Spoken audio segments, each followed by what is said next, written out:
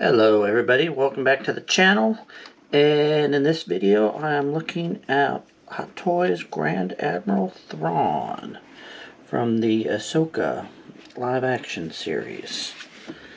And what do we have inside the box? The blue man in a white outfit. He's got a number of hands that are, I guess that's what that does. He's got a number of gesturing hands just specific for him. Here is a pistol gripping hand. He's got a clenched fist and somewhat clenching hand.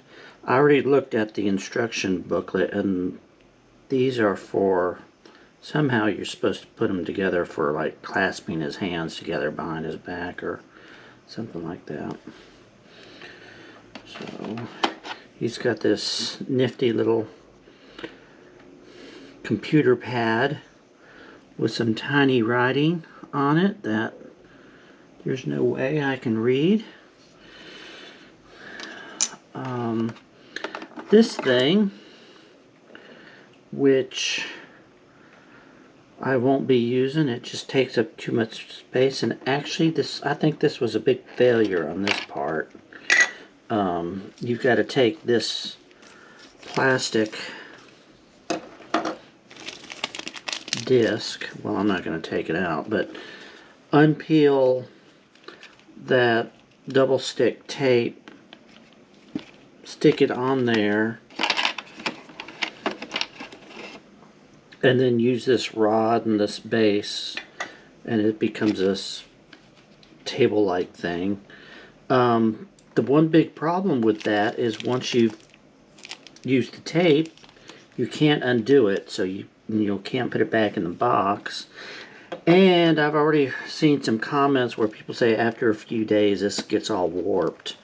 So they should have just made that out of hard plastic, and then they wouldn't have to use that tape.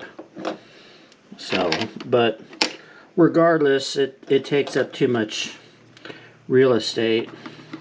It's not something I'm really interested in using, so there you go. He's a little doohickey for moving his eyeballs.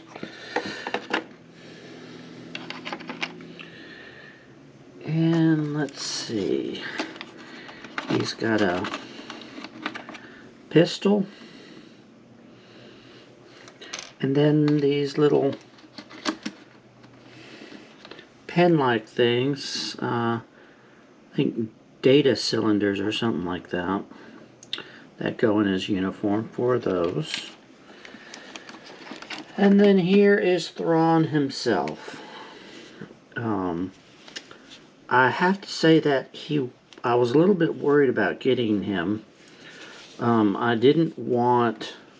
wasn't so much interested in getting Thrawn from Ahsoka, but I wanted Thrawn to go with my Imperial officer selection.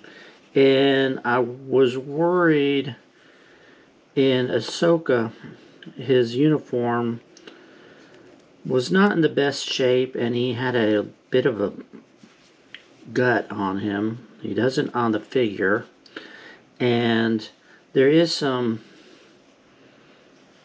weathering down here and right there. The one thing I was really worried about, there's a little patch of mending right there, and in their publicity photos, when they first announced the figure, it was very prominent. To me it was, but it's barely noticeable, on the figure. So one thing I failed to notice, these hands that he comes with are the hands used to hold his pad. So, and then really nice head sculpt. They did a really good job of modeling his hair too.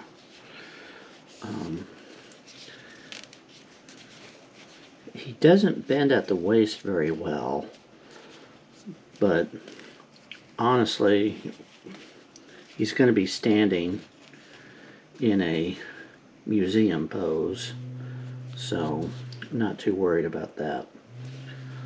So there you have them, and I'll put them together. What little bit of putting together is left to do here in just a minute, and we'll look at the finished product. So here is Grand Admiral Thrawn in how I'll have him posed finally. This little keypad is a great accessory for museum poses. I am happy to say that the places where his uniform is darned are almost unnoticeable unless you actually know where to look.